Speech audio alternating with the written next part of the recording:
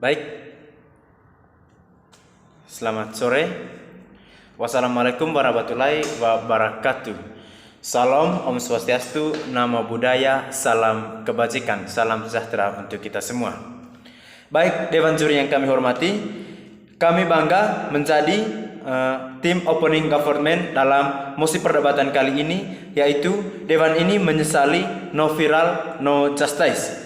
Dewan Juri yang kami hormati, kita mengetahui bahwa status quo yang ada pada masyarakat sekarang itu mindsetnya atau cara berpikirnya itu sudah terpengaruh dengan media-media sosial, di mana seperti yang kita ketahui, masyarakat sekarang, khususnya kaum muda itu melampiaskan atau mengekspos mereka punya masalah untuk memviralkan diri mereka, untuk menunjukkan jati diri mereka tanpa memikirkan dampak atau akibat dari apa yang mereka lakukan itu terhadap media sosial. Tidak jarang kita temukan berbagai macam pengaruh-pengaruh negatif dari hal-hal tersebut yang dilakukan secara tidak begitu bijak, yang dilakukan oleh masyarakat Indonesia atau pemuda-pemuda Indonesia dalam bermedia sosial pada masa sekarang ini.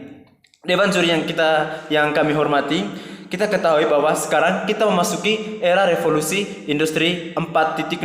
Nah, di era revolusi industri 4.0 ini kita juga mengenal yang namanya era post-truth, di mana era post-truth itu menjadi puncak dari adanya kebohongan-kebongan atau hoax-hoax yang diciptakan tanpa batas oleh oknum-oknum tertentu yang mempengaruhi atau yang berdampak langsung terhadap pengguna-pengguna media sosial itu sendiri, Dewan Juri yang kami hormati.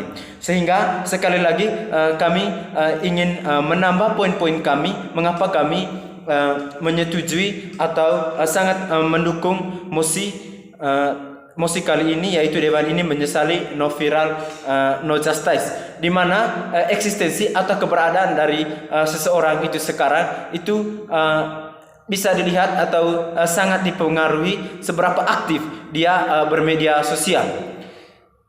Filsuf-filsuf kuno itu pada zamannya memanifestasikan ini sebagai aku berpikir maka aku ada. Namun pada filsuf-filsuf klasik sekarang, Prof. Budi Hardiman itu telah mengantitesiskan itu dalam bukunya yang berjudul Aku Klik Maka Aku Ada. Ini tentu saja berangkat dari pengaruh-pengaruh media sosial yang tidak terlepas lagi atau sudah menjadi bagian dari kehidupan masyarakat zaman sekarang.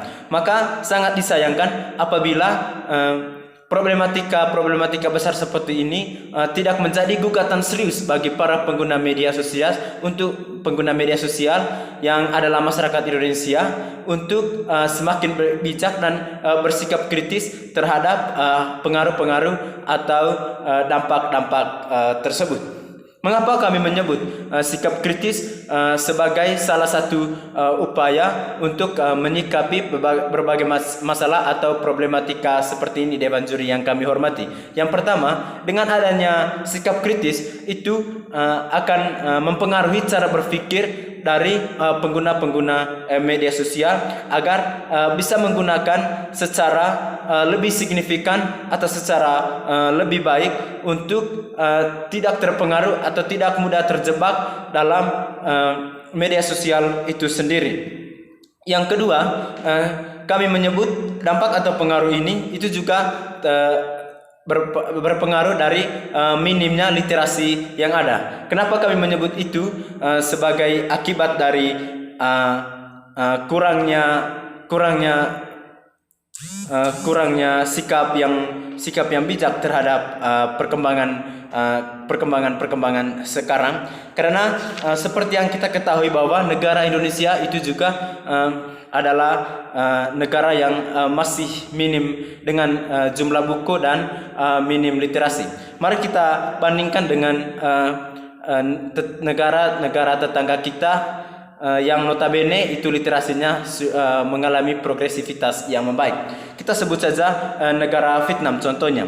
di mana Vietnam dengan 80 juta penduduknya sudah memproduksi 15.000 judul buku per tahunnya, Dewan Juri yang kami hormati. Sementara di negara kita, negara Indonesia yang jumlah penduduknya 225 juta jiwa, itu hanya mampu memproduksi sekitar 80.000 judul buku baru per tahunnya. Nah, itu artinya dari kedua perbandingan itu, Dewan Juri yang terhormat, itu artinya di Indonesia ada 35 judul buku baru per 1 juta penduduk. Sementara untuk di negara-negara Vietnam itu mereka mengeluarkan sekitar 187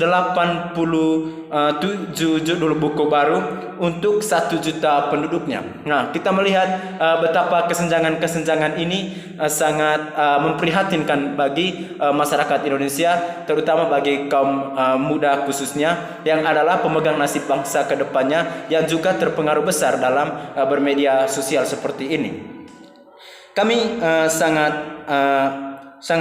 beruntung bisa menjadi tim opening government dalam mosi kali ini, di mana sekali lagi kami ingin menambahkan beberapa poin-poin penting mengapa mosi ini kami sangat dukung, Dewan Juri yang kami hormati.